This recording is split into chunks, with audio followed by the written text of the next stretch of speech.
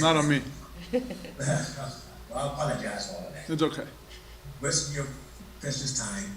I'd just like you to comment on your play last night, how you would assess what happened to you, and Cousin was smiling, but how would you assess that game for you last night?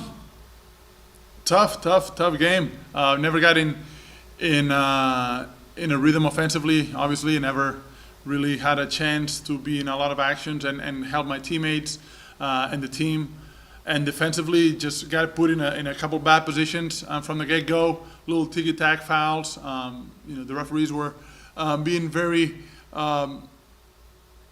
hard-cutted on the first half of the game, I think. And I got the worst end of the stick, or the short end of the stick, a couple times. That always, when you're in foul trouble, you always then more cautious. But got in foul trouble again, and every chance I got to get in the game. But it can only get better from now. So that's definitely a positive.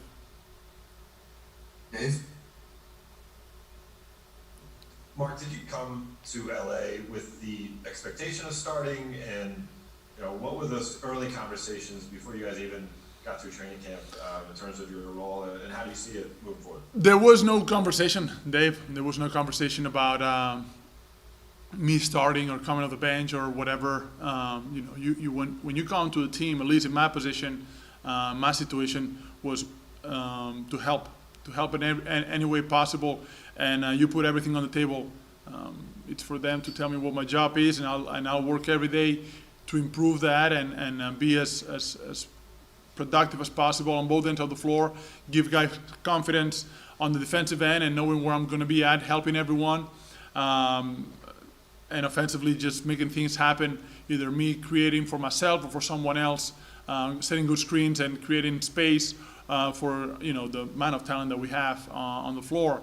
So whatever coach decides, I'm fine, and I'll give my best. Definitely better than yesterday. Bill? Hey, Mark. You've obviously been part of a ring ceremony before. I'm curious what the experience was like for you to be a new guy who didn't get a ring.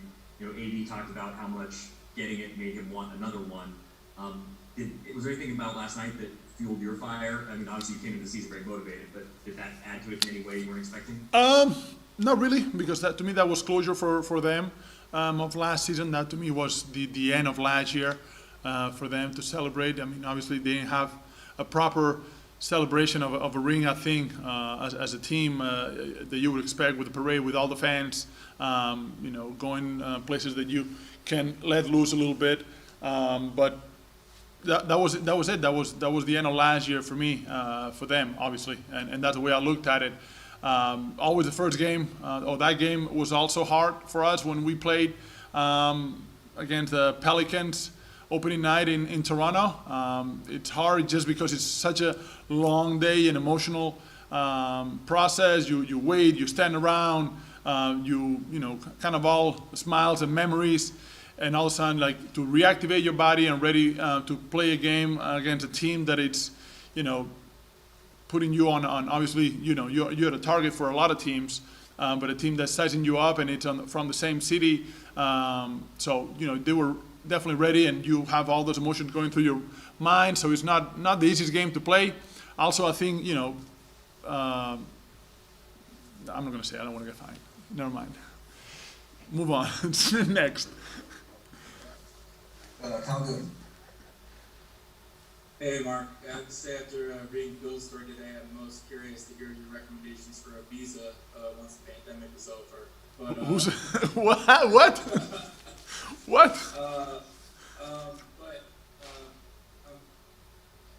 Frank told us last night, he took some of that on his shoulders for your game yesterday. Said I didn't really put Mark in the position that he was in the preseason, being able to make plays. What does that do for you as a player, kind of getting to know a new head coach when he sort of owns that?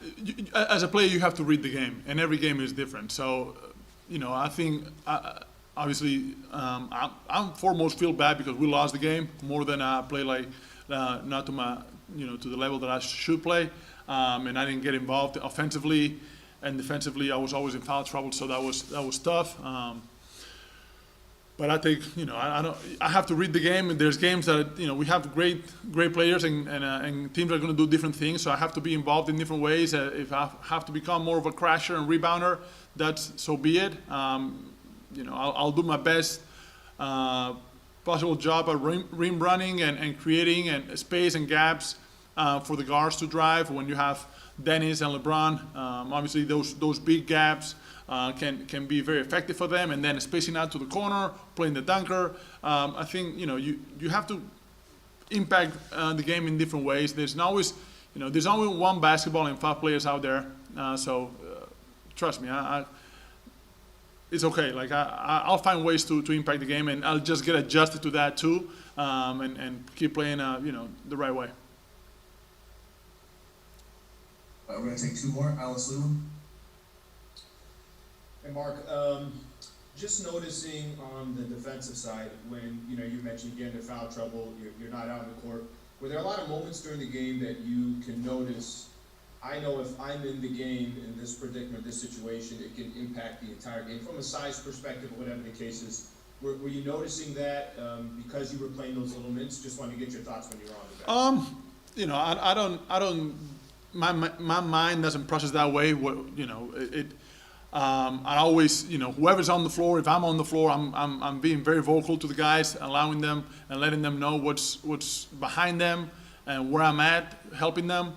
And when I'm not on the floor, I'm sometimes saying the same things or giving the guys that are on the floor little cues,